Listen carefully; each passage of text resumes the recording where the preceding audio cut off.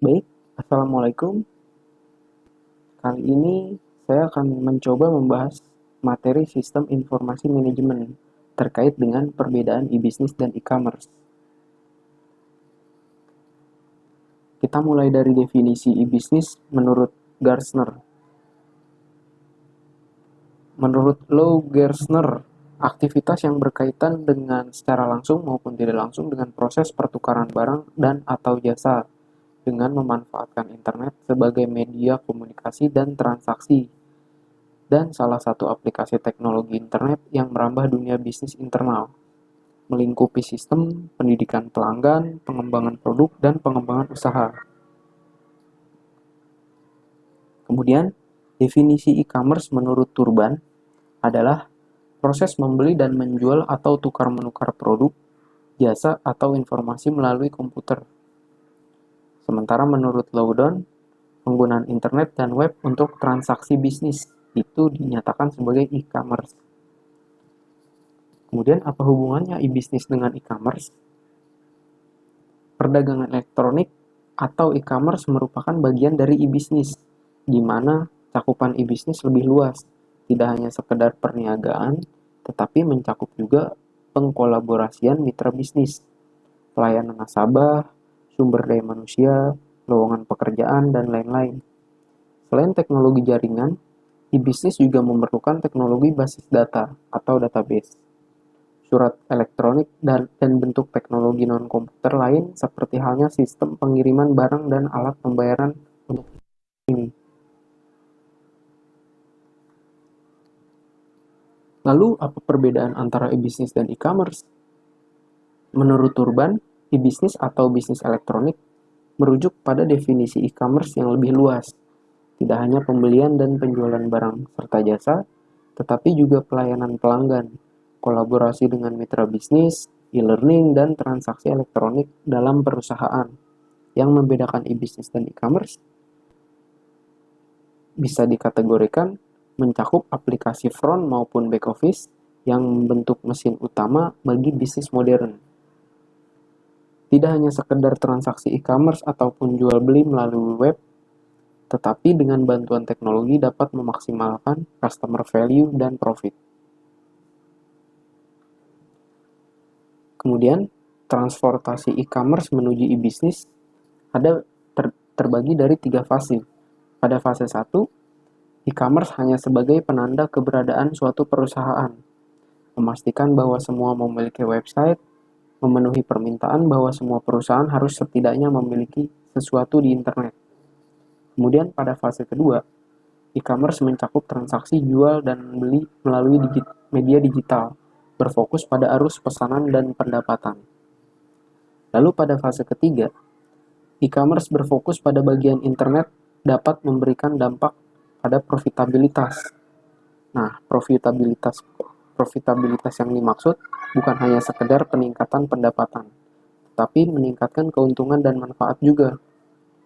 Fase ini disebut juga dengan e-bisnis, yang mencakup semua aplikasi dan proses yang memungkinkan perusahaan untuk melayani sebuah transaksi bisnis. Saya beri contoh pada fase 1. Poin pentingnya adalah setiap perusahaan harus setidaknya memiliki sesuatu di internet. Jadi yang dimaksud pada fase 1 adalah fase di mana semua memiliki website. Semua perusahaan memiliki website. Sehingga semua orang dapat mengenal paling tidak general info dari suatu perusahaan tersebut tersedia pada website perusahaan tersebut. Akan lebih baik, biasanya contohnya visi misi, lalu tujuan perusahaan, sejarah perusahaan, dan informasi lainnya terkait perusahaan tersebut. Contoh pada fase kedua adalah dimulainya transaksi jual beli, seperti halnya Gramedia Online. Gramedia Online sebelum ada aplikasi-aplikasi jual beli seperti platform seperti sekarang ini, seperti Tokopedia, Shopee, Bukalapak, mereka sudah melakukan penjualan melalui pemesanan website. Kemudian, pada fase ketiga, e-commerce ini berfokus pada memaksimalkan pencapaian profitabilitas.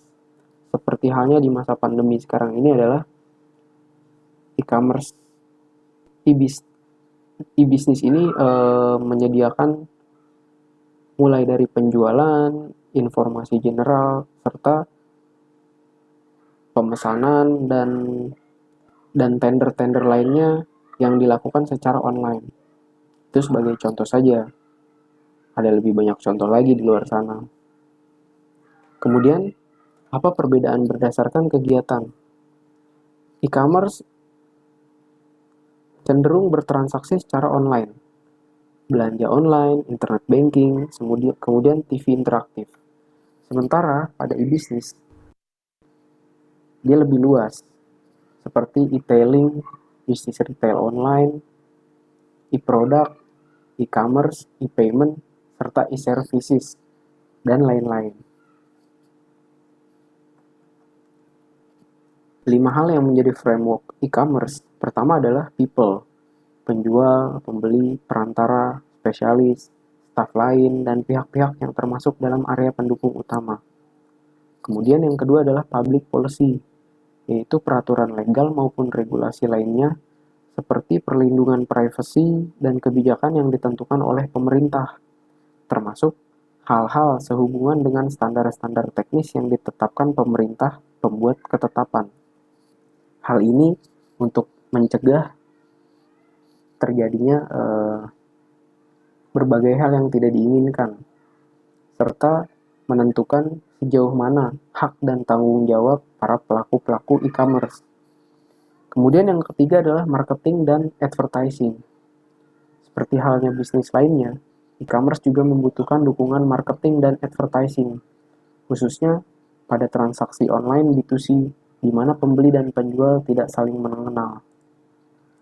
Contohnya adalah market research, promosi, dan isi web. Yang ketiga adalah support services. Banyak service yang dibutuhkan dalam e-commerce, melalui dari kejelasan isi web, pembayaran, sampai pengiriman barang. Harus dijelaskan secara terperinci, sehingga pihak pembeli tidak merasa dirugikan. Yang terakhir adalah business partnership, yaitu penggabungan usaha, pertukaran, dan kerjasama bisnis merupakan hal yang biasa dalam e-commerce. Lalu, model e-bisnis. Pada dasarnya dilihat dari jenisnya, e-bisnis dibagi dua kategori umum, yaitu B2B dan B2C. Prinsip pembagian ini dilandasi pada jenis institusi atau komunitas yang melakukan interaksi perdagangan dua arah. Saat ini, perkembangannya sudah melingkupi B2B, B2C, C2B, C2C, B2G, B2C, dan G2G. Sebagai contoh e-bisnis, di instansi-instansi pemerintah banyak dilakukan lelang atau kegiatan tender melalui bisnis online. Saat ini, hal itu dimasukkan ke dalam kategori e-bisnis. Nah, sekian presentasi dari saya. Terima kasih. Wassalamualaikum warahmatullahi wabarakatuh.